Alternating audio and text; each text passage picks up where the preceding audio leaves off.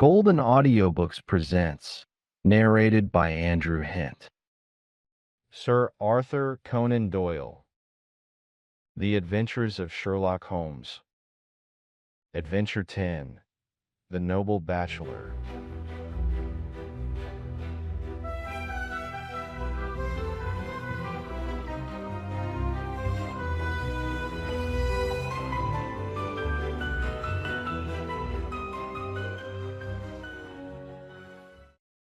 The Lord St. Simon marriage and its curious termination have long ceased to be a subject of interest in those exalted circles in which the unfortunate bridegroom moves.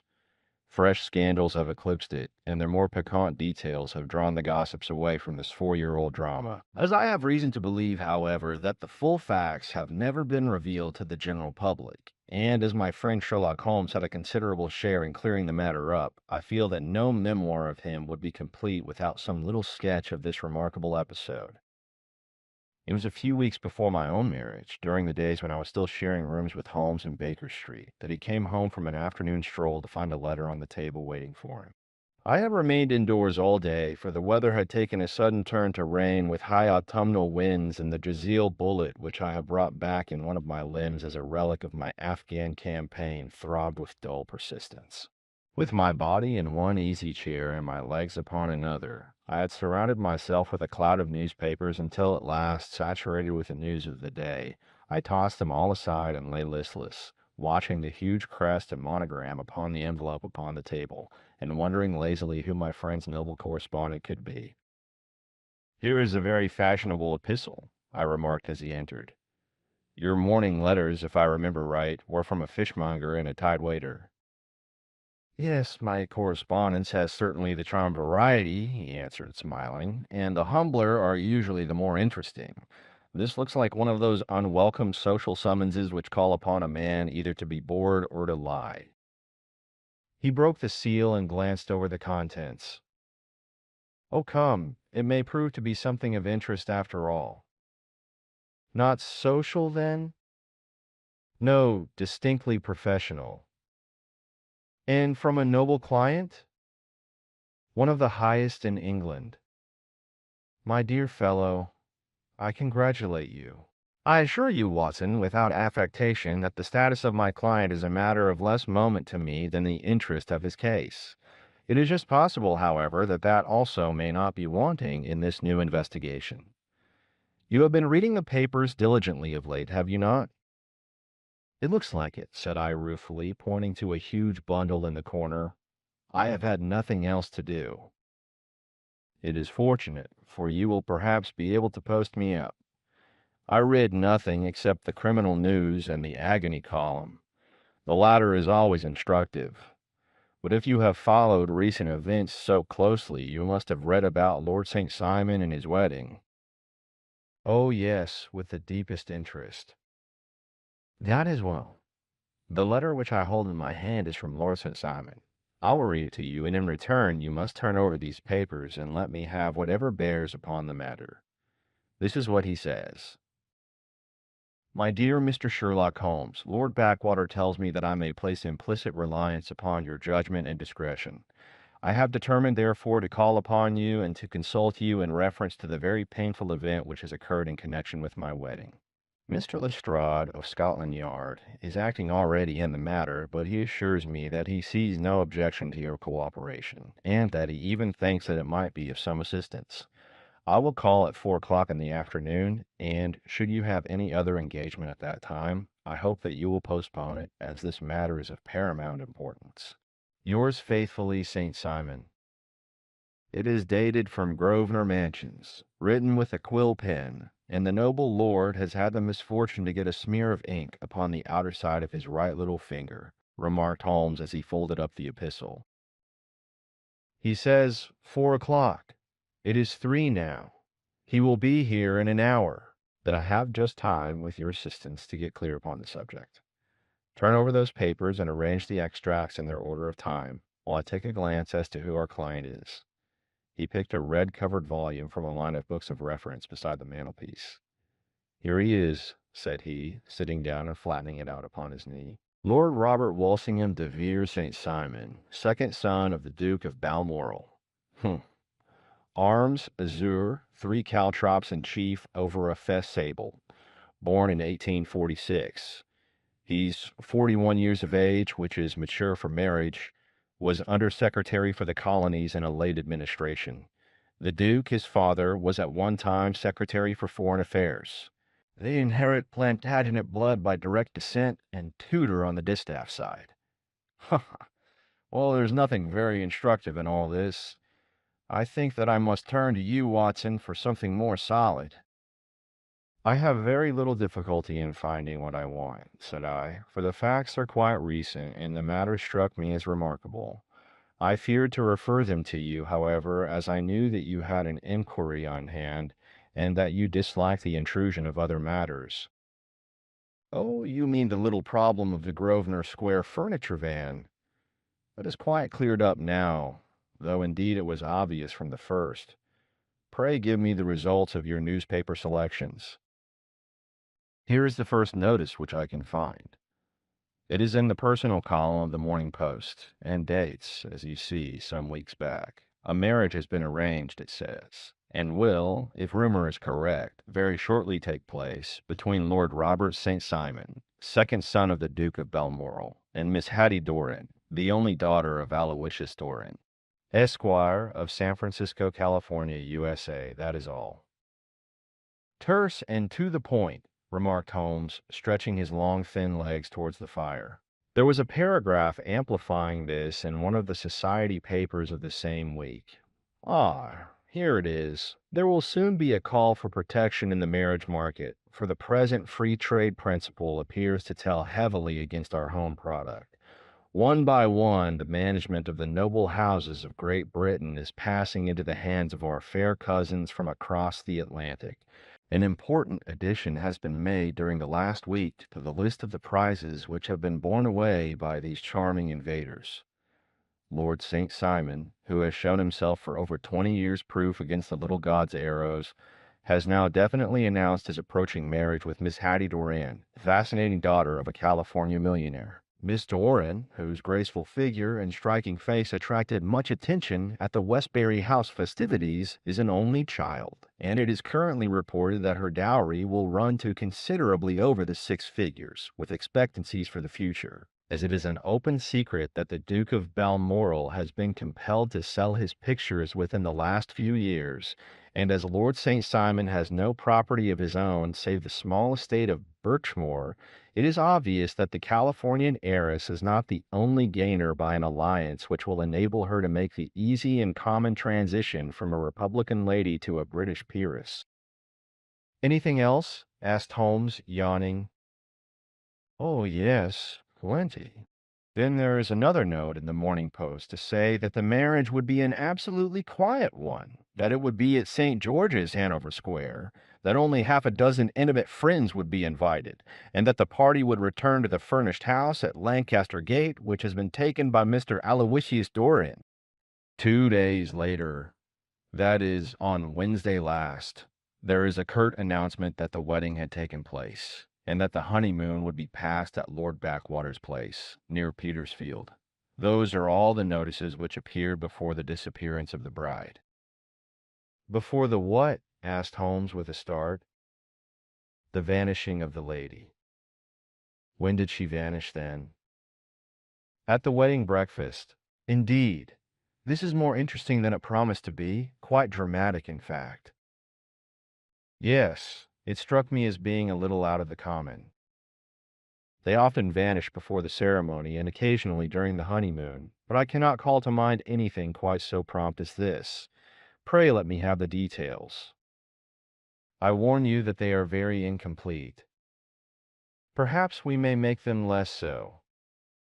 Such as they are set forth in a single article of a morning paper of yesterday, which I will read to you. It is headed, Singular Occurrence at a Fashionable Wedding. The family of Lord Robert St. Simon has been thrown into the greatest consternation by the strange and painful episodes which have taken place in connection with his wedding. The ceremony, as shortly announced in the papers of yesterday, occurred on the previous morning, but it is only now that it has been possible to confirm the strange rumors which have been so persistently floating about. In spite of the attempts of the friends to hush the matter up, so much public attention has now been drawn to it that no good purpose can be served by affecting to disregard what is a common subject for conversation.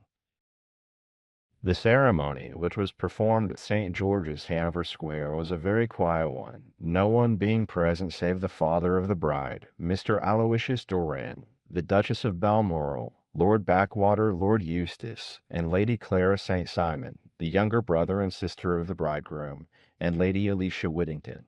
The whole party proceeded afterwards to the house of Mr. Aloysius Doran at Lancaster Gate, where breakfast had been prepared.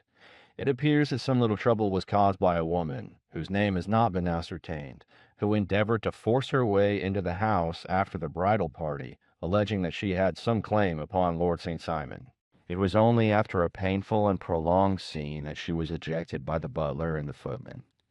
The bride, who had fortunately entered the house before this unpleasant interruption, had sat down to breakfast with the rest, when she complained of a sudden indisposition and retired to her room. Her prolonged absence having caused some comment, her father followed her, but learned from her maid that she had only come up to her chamber for an instant, caught up an ulster and bonnet, and hurried down to the passage.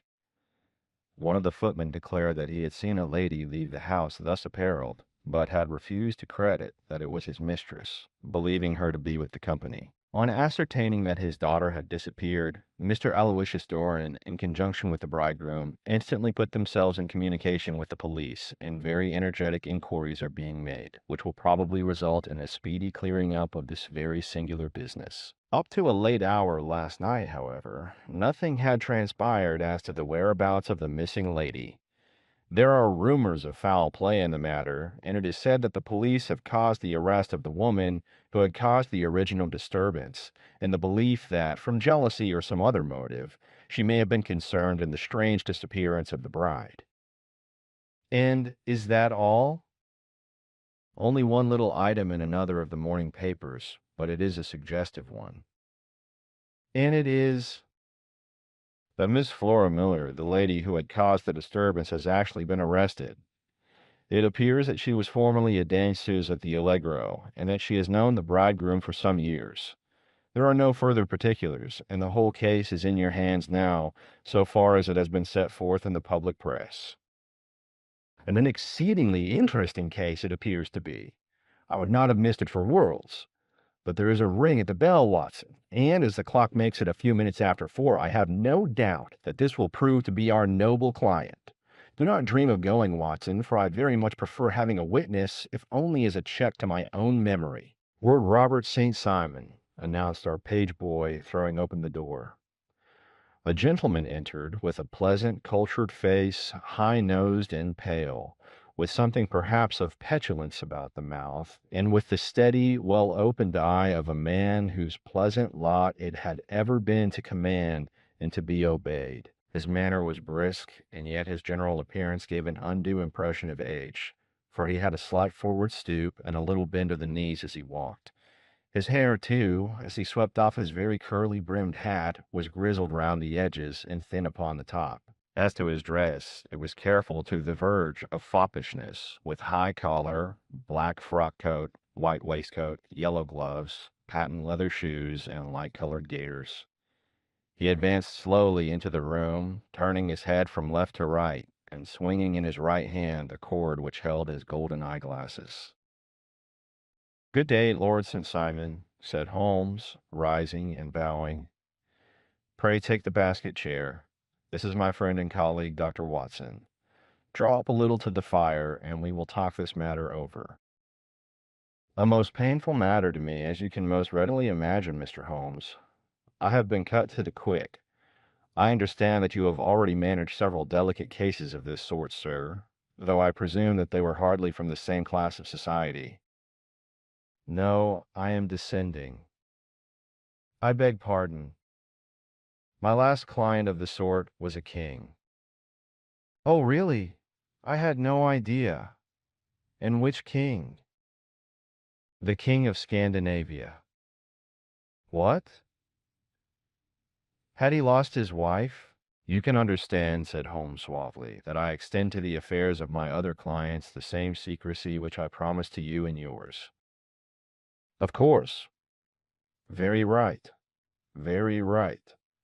I'm sure I beg pardon. As to my own case, I am ready to give you any information which may assist you in forming an opinion. Thank you. I have already learned all that is in the public prints, nothing more. I presume that I may take it as correct. This article, for example, as to the disappearance of the bride. Lord St. Simon glanced over it. Yes, it is correct as far as it goes. But it needs a great deal of supplementing before anyone could offer an opinion.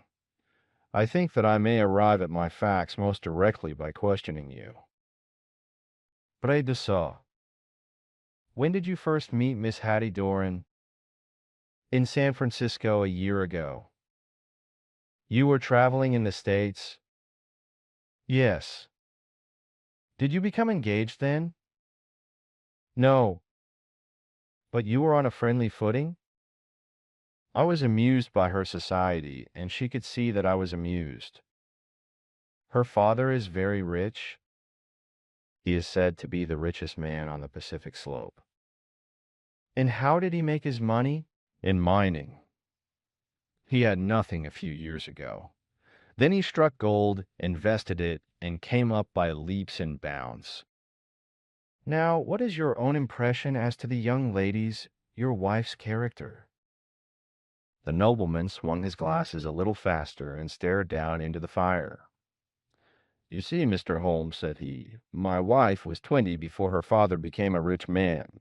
During that time, she ran free in a mining camp and wandered through woods or mountains, so that her education has come from nature rather than from the schoolmaster.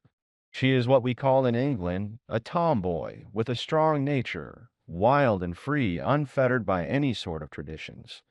She is impetuous, volcanic, I was about to say. She is swift in making up her mind and fearless in carrying out her resolutions. On the other hand, I would not have given her the name which I have the honor to bear. He gave a little stately cough. Had not I thought her to be at bottom a noble woman. I believe that she is capable of heroic self-sacrifice, and that anything dishonorable would be repugnant to her. Have you her photograph? I brought this with me. He opened a locket and showed us the full face of a very lovely woman.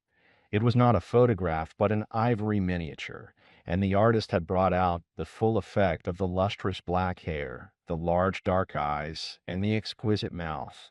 Holmes gazed long and earnestly at it. Then he closed the locket and handed it back to Lord St. Simon.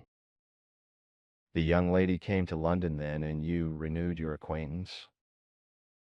Yes, her father brought her over for this last London season. I met her several times, became engaged to her, and have now married her. She brought, I understand, a considerable dowry. A fair dowry, not more than is usual in my family. And this, of course, remains to you, since the marriage is a fait accompli. I really have made no inquiries on the subject. Very naturally not. Did you see Miss Doran on the day before the wedding? Yes. Was she in good spirits? Never better. She kept talking of what we should do in our future lives. Indeed, that is very interesting. And on the morning of the wedding, she was as bright as possible, at least until after the ceremony. And did you observe any change in her then?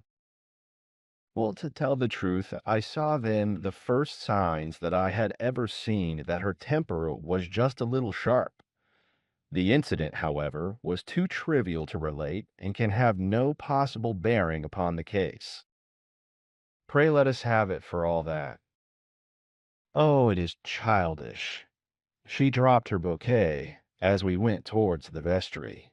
She was passing the front pew at the time, and it fell over into the pew.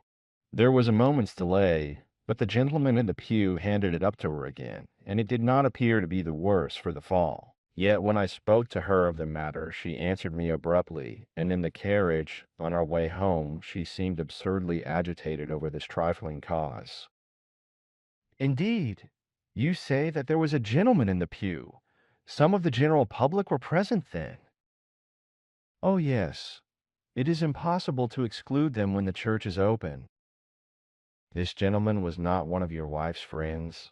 No, no, I call him a gentleman by courtesy, but he was quite a common-looking person. I hardly noticed his appearance. But really I think that we are wandering rather far from the point. Lady St. Simon then returned from the wedding in a less cheerful frame of mind than she had gone to it. What did she do on re-entering her father's house? I saw her in conversation with her maid. And who is her maid? Alice is her name. She's an American and came from California with her. A confidential servant? A little too much so. It seemed to me that her mistress allowed her to take great liberties. Still, of course, in America they look upon these things in a different way. How long did she speak to this Alice? Oh, a few minutes. I had something else to think of. You did not overhear what they said? Lady St. Simon said something about jumping a claim. She was accustomed to use slang of the kind. I have no idea what she meant. American slang is very expressive sometimes. And what did your wife do when she finished speaking to her maid? She walked into the breakfast room. On your arm? No, alone. She was very independent in little matters like that. Then, after we had sat down for 10 minutes or so, she rose hurriedly, muttered some words of apology, and left the room. She never came back. But this maid, Alice, as I understand, deposes that she went to her room, covered her bride's dress with a long ulster, put on a bonnet, and went out. Quite so. And she was afterwards seen walking into Hyde Park in company with Flora Miller, a woman who is now in custody and who had already made a disturbance at Mr. Doran's house that morning. Ah, yes. I should like a few particulars as to this young lady and your relations to her. Lord St. Simon shrugged his shoulders and raised his eyebrows. We have been on a friendly footing for some years, I may say on a very friendly footing. She used to be at the Allegro.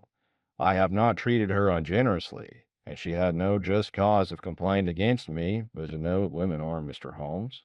Flora was a dear little thing, but exceedingly high-headed and devotedly attached to me. She wrote me dreadful letters when she heard that I was about to be married, and, to tell the truth, the reason why I had the marriage celebrated so quietly was that I feared lest there might be a scandal in the church. She came to Mr. Doran's door just after we returned, and she endeavored to push her way in, uttering very abusive expressions towards my wife, and even threatening her. But I had foreseen the possibility of something of the sort, and I had two police fellows there, in private clothes, who soon pushed her out again. She was quiet when she saw that there was no good in making a row. Did your wife hear all this? No, thank goodness she did not. And she was seen walking with this very woman afterwards? Yes.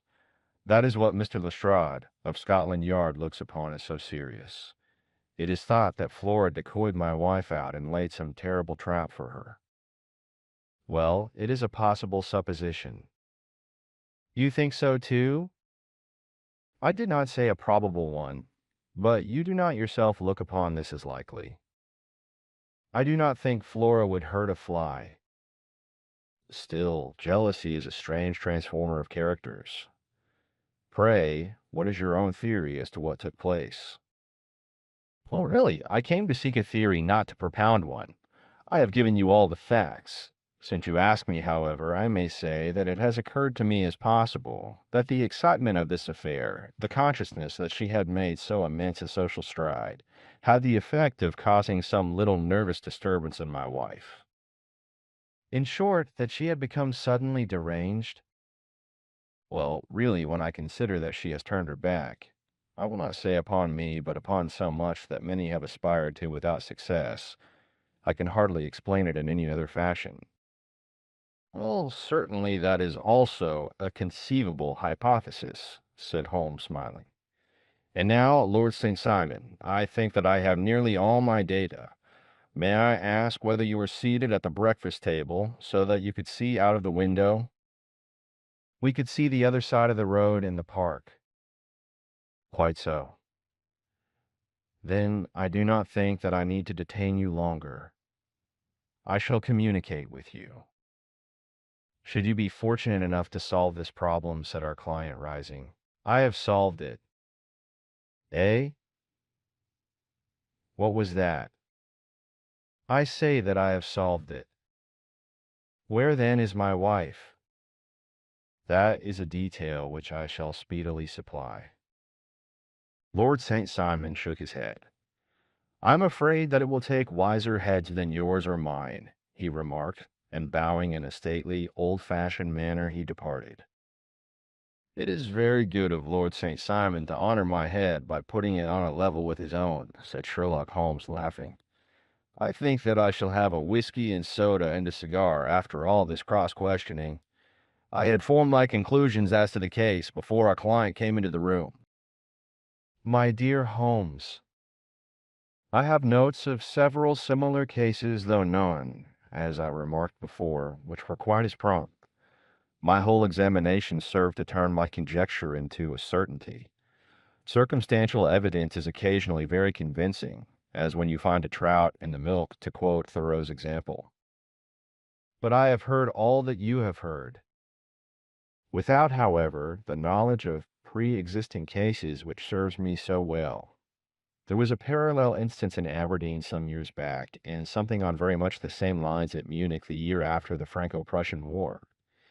It is one of these cases, but hello, here is Lestrade. Good afternoon, Lestrade. You will find an extra tumbler upon the sideboard, and there are cigars in the box. The official detective was attired in a pea-jacket and cravat, which gave him a decidedly nautical appearance, and he carried a black canvas bag in his hand. With a short greeting, he seated himself and lit the cigar which had been offered to him. What's up, then? Asked Holmes with a twinkle in his eye. You look dissatisfied. And I feel dissatisfied. It is this infernal St. Simon marriage case. I can make neither head nor tail of the business. Really, you surprise me. Who ever heard of such a mixed affair? Every clue seems to slip through my fingers. I have been at work upon it all day. And very wet it seems to have made you, said Holmes, laying his hand upon the arm of the pea-jacket. Yes, I have been dragging the serpentine. In heaven's name, what for? In search of the body of Lady St. Simon. Sherlock Holmes leaned back in his chair and laughed heartily. Have you dragged the basin of Trafalgar Square fountain? He asked. Why? What do you mean? Because you have just as good a chance of finding this lady in the one as in the other. Lestrade shot an angry glance at my companion. I suppose you know all about it, he snarled. Well, I have only just heard the facts, but my mind is made up. Oh, indeed. Then you think that the serpentine plays no part in the matter? I think it very unlikely. Then perhaps you will kindly explain how it is that we found this in it? He opened his bag as he spoke and tumbled onto the floor a wedding dress of watered silk, a pair of white satin shoes, and a bride's wreath and veil, all discolored and soaked in water. There, said he, putting a new wedding ring upon the top of the pile. There is a little nut for you to crack, Master Holmes. Oh, indeed, said my friend, blowing blue rings into the air. You dragged them from the serpentine? No. They were found floating near the margin by a park keeper. They have been identified as her clothes, and it seemed to me that if the clothes were there, the body would not be far off. By the same brilliant reasoning, every man's body is to be found in the neighborhood of his wardrobe. And pray, what did you hope to arrive at through this? At some evidence implicating Flora Miller in the disappearance. I am afraid that you will find it difficult. "Are you indeed now?" cried Lestrade with some bitterness. "I am afraid, Holmes, that you are not very practical with your deductions and your inferences. You have made 2 blunders in as many minutes. This dress does implicate Miss Flora Miller." "And how?" "In the dress is a pocket. In the pocket is a card case. In the card case is a note. And here's the very note." He slapped it down upon the table in front of him. "Listen to this. You will see me when all is ready. Come at once. Now, my theory all along has been that Lady St. Simon was decoyed away by Flora Miller, and that she, with confederates no doubt, was responsible for her disappearance. Here, signed with her initials, is the very note which was no doubt quietly slipped into her hand at the door, and which lured her within their reach." "Very good, Lestrade," said Holmes, laughing. "You really are very fine indeed. Let me see it." He took up the paper in a listless way, but his attention instantly became riveted, and he gave a little cry of satisfaction. "This is indeed important," said he. "Ha! You find it so?" "Extremely so. I congratulate you warmly." Lestrade rose in his triumph and bent his head to look. "Why," he shrieked, "you're looking at the wrong side." "On the contrary, this is the right side." "The right side? You're mad. Here's the note written in pencil over here. And over here is what appears to be the fragment of a hotel bill, which interests me deeply. There's nothing in it." "I looked at it before," said Lestrade. "October 4th, rooms 8s, breakfast 2s, 60 cocktail 1s, lunch 2s, 60 glass sherry 8D. I see nothing in that." "Very likely not. It is most important, all the same. As to the note, it is important also, or at least the initials are, so I congratulate you again." "I've wasted time enough," said Lestrade, rising. "I believe in hard work and not in sitting by the fire spinning fine theories. Good day, Mr. Holmes, and we shall see which gets to the bottom of the matter first." He gathered up the garments, thrust them into the bag, and made for the door. "Just one hint to you, Lestrade," drawled Holmes before his rival vanished. "I will tell you the true solution of the matter. Lady St. Simon is a myth. There is not, and there never has been, any such person." Lestrade looked sadly at my companion. Then he turned to me, tapped his forehead 3 times, shook his head solemnly, and hurried away. He had hardly shut the door behind him when Holmes rose to put on his overcoat. "There is something in what the fellow says about outdoor work," he remarked. "So I think, Watson, that I must leave you to your papers for a little." It was after 5 o'clock when Sherlock Holmes left me, but I had no time to be lonely, for within an hour there arrived a confectioner's man with a very large flat box.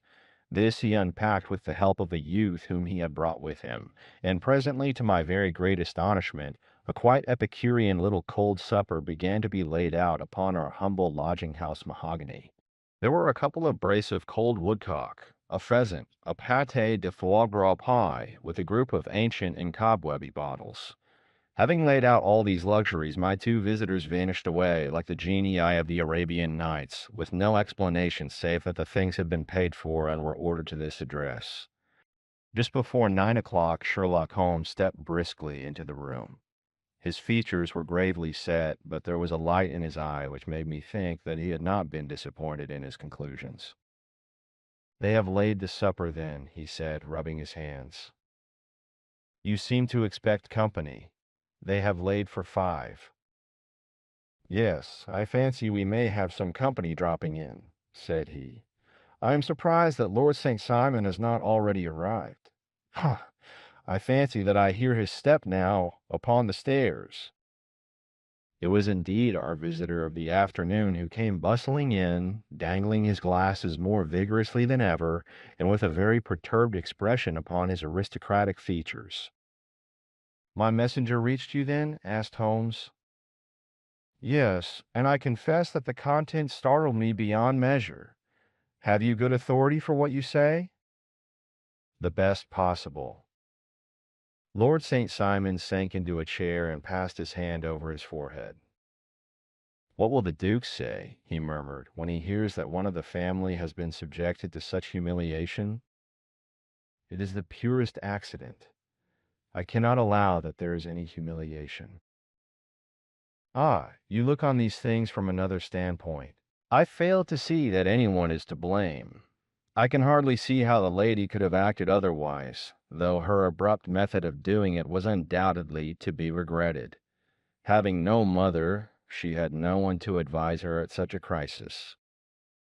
"It was a slight, sir, a public slight," said Lord St. Simon, tapping his fingers upon the table. "You must make allowance for this poor girl, placed in so unprecedented a position." "I will make no allowance. I am very angry indeed, and I have been shamefully used." "I think that I heard a ring," said Holmes. "Yes, there are steps on the landing. If I cannot persuade you to take a lenient view of the matter, Lord St. Simon, I have brought an advocate here who may be more successful." He opened the door and ushered in a lady and gentleman. "Lord St. Simon," said he, "allow me to introduce you to Mr. and Mrs. Francis Hay Moulton. The lady, I think, you have already met." At the sight of these newcomers, our client had sprung from his seat and stood very erect, with his eyes cast down and his hand thrust into the breast of his frock coat, a picture of offended dignity. The lady had taken a quick step forward and had held out her hand to him, but he still refused to raise his eyes. It was as well for his resolution, perhaps, for her pleading face was one which it was hard to resist. "You're angry, Robert," said she. "Well, I guess you have every cause to be." "Pray make no apology to me," said Lord St. Simon bitterly. "Oh, yes, I know that I have treated you real bad, and that I should have spoken to you before I went, but I was kind of rattled, and from the time when I saw Frank here again, I just didn't know what I was doing or saying. I only wonder I didn't fall down and do a faint right there before the altar. Perhaps, Mrs. Moulton, you would like my friend and me to leave the room while you explain this matter?" "If I may give an opinion," remarked the strange gentleman, "we've had just a little too much secrecy over this business already. For my part, I should like all Europe and America to hear the rights of it." He was a small, wiry, sunburnt man, clean-shaven, with a sharp face and alert manner. "Then I'll tell our story right away," said the lady. "Frank here and I met in '84 in McQuire's camp near the Rockies, where Paul was working a claim. We were engaged to each other, Frank and I, but then one day father struck a rich pocket and made a pile, while poor Frank here had a claim that petered out and came to nothing. The richer Pa grew the poorer, was Frank, so at last Pa wouldn't hear of our engagement lasting any longer, and he took me away to Frisco. Frank wouldn't throw up his hand, though, so he followed me there, and he saw me without Pa knowing anything about it. It would only have made him mad to know, so we just fixed it all up for ourselves. Frank said that he would go and make his pile too, and never come back to claim me until he had as much as Pa. So then I promised to wait for him to the end of time, and pledged myself not to marry anyone else while he lived. "Why shouldn't we be married right away then?" said he. "And then I will feel sure of you, and I won't claim to be your husband until I come back." Well, we talked it over, and he had fixed it all up so nicely with a clergyman already in waiting that we just did it right there. And then Frank went off to seek his fortune, and I went back to Pa. The next I heard of Frank was that he was in Montana, and then he went prospecting in Arizona, and then I heard of him from New Mexico. After that came a long newspaper story about how a miners' camp had been attacked by Apache Indians, and there was my Frank's name among the killed. I fainted dead away, and I was very sick for months after. Pa thought I had a decline, and took me to half the doctors in Frisco. Not a word of news came for a year and more, so that I never doubted that Frank was really dead. Then Lord St. Simon came to Frisco, and we came to London, and a marriage was arranged, and Pa was very pleased, but I felt all the time that no man on this earth would ever take the place in my heart that had been given to my poor Frank. Still, if I had married Lord St. Simon, of course I'd have done my duty by him. We can't command our love, but we can our actions. I went to the altar with him with the intention to make him just as good a wife as it was in me to be. But you may imagine what I felt when, just as I came to the altar rails, I glanced back and saw Frank standing and looking at me out of the first pew. I thought it was his ghost at first, but when I looked again, there he was still, with a kind of question in his eyes, as if to ask me whether I were glad or sorry to see him. I wonder I didn't drop. I know that everything was turning round, and the words of the clergyman were just like the buzz of a bee in my ear. I didn't know what to do. Should I stop the service and make a scene in the church? I glanced at him again, and he seemed to know what I was thinking, for he raised his finger to his lips to tell me to be still. Then I saw him scribble on a piece of paper, and I knew that he was writing me a note. As I passed his pew on the way out, I dropped my bouquet over to him, and he slipped the note into my hand when he returned me the flowers. It was only a line asking me to join him when he made the sign to me to do so. Of course, I never doubted for a moment that my first duty was now to him, and I determined to do just whatever he might direct. When I got back, I told my maid, who had known him in California and had always been his friend. I ordered her to say nothing, but to get a few things packed and my ulster ready. I know I ought to have spoken to Lord St. Simon, but it was dreadful hard before his mother and all those great people. I just made up my mind to run away and explain afterwards. I hadn't been at the table 10 minutes before I saw Frank out of the window at the other side of the road. He beckoned to me and then began walking into the park. I slipped out, put on my things, and followed him. Some woman came talking something or other about Lord St. Simon to me. Seemed to me from the little I heard as if he had a little secret of his own before marriage also. But I managed to get away from her and soon overtook Frank. We got into a cab together, and away we drove to some lodgings he had taken in Gordon Square, and that was my true wedding, after all those years of waiting.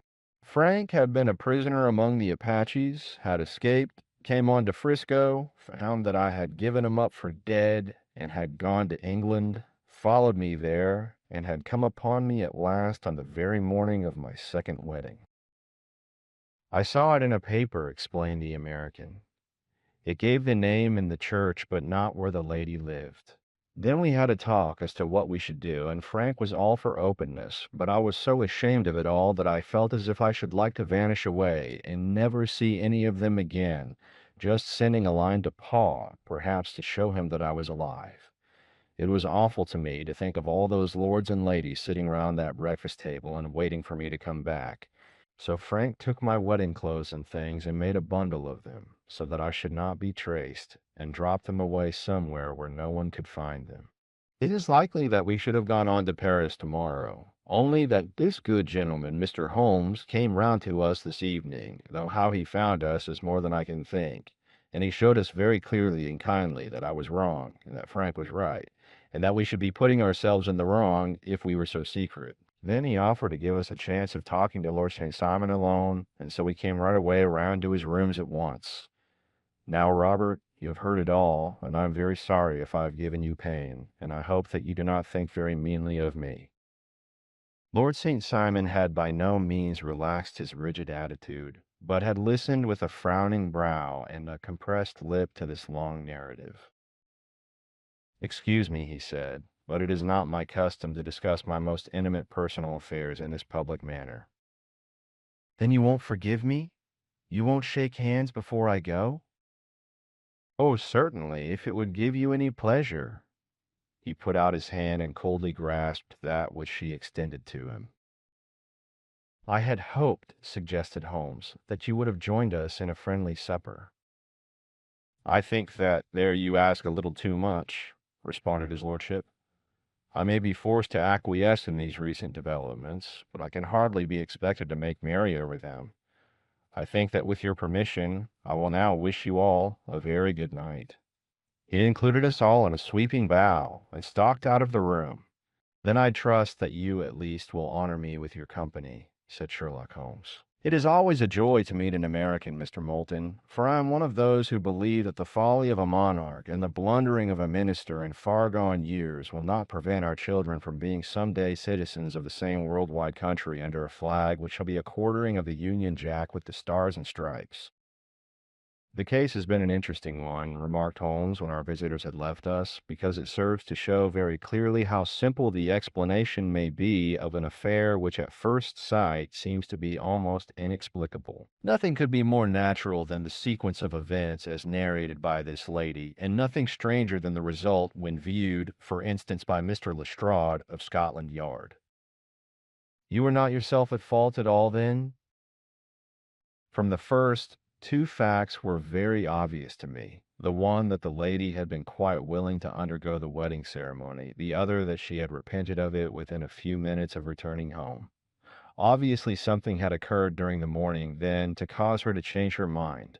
What could that something be? She could not have spoken to anyone when she was out, for she had been in the company of the bridegroom. Had she seen someone, then? If she had, it must be someone from America, because she had spent so short a time in this country that she could hardly have allowed anyone to acquire so deep an influence over her that the mere sight of him would induce her to change her plans so completely. You see, we have already arrived, by a process of exclusion, at the idea that she might have seen an American. Then, who could this American be, and why should he possess so much influence over her? It might be a lover. It might be a husband. Her young womanhood had, I knew, been spent in rough scenes and under strange conditions. So far I had got before I ever heard Lord St. Simon's narrative, when he told us of a man in a pew, of the change in the bride's manner, of so transparent a device for obtaining a note as the dropping of a bouquet, of her resort to her confidential maid, and of her very significant allusion to claim. Jumping, which in miners' parlance means taking possession of that which another person has a prior claim to. The whole situation became absolutely clear. She had gone off with a man, and the man was either a lover or was a previous husband, the chances being in favor of the latter. And how in the world did you find them? It might have been difficult, but friend Lestrade held information in his hands the value of which he did not himself know. The initials were, of course, of the highest importance, but more valuable still was it to know that within a week he had settled his bill at one of the most select London hotels. How did you deduce the select? By the select prices. 8 shillings for a bed and 8 pence for a glass of sherry, pointed to one of the most expensive hotels. There are not many in London which charge at that rate. In the second one, which I visited in Northumberland Avenue, I learned by an inspection of the book that Francis H. Moulton, an American gentleman, had left only the day before, and on looking over the entries against him, I came upon the very items which I had seen in the duplicate bill. His letters were to be forwarded to 226 Gordon Square. So thither I traveled, and being fortunate enough to find the loving couple at home, I ventured to give them some paternal advice, and to point out to them that it would be better in every way that they should make their position a little clearer both to the general public and to Lord St. Simon in particular. I invited them to meet him here, and as you see, I made him keep the appointment. But with no very good result, I remarked. His conduct was certainly not very gracious. "Ah, Watson," said Holmes, smiling, "perhaps you would not be very gracious either, if, after all the trouble of wooing and wedding, you found yourself deprived in an instant of wife and of fortune. I think that we may judge Lord St. Simon very mercifully, and thank our stars that we are never likely to find ourselves in the same position. Draw your chair up and hand me my violin, for the only problem we have still to solve is how to while away these bleak autumnal evenings."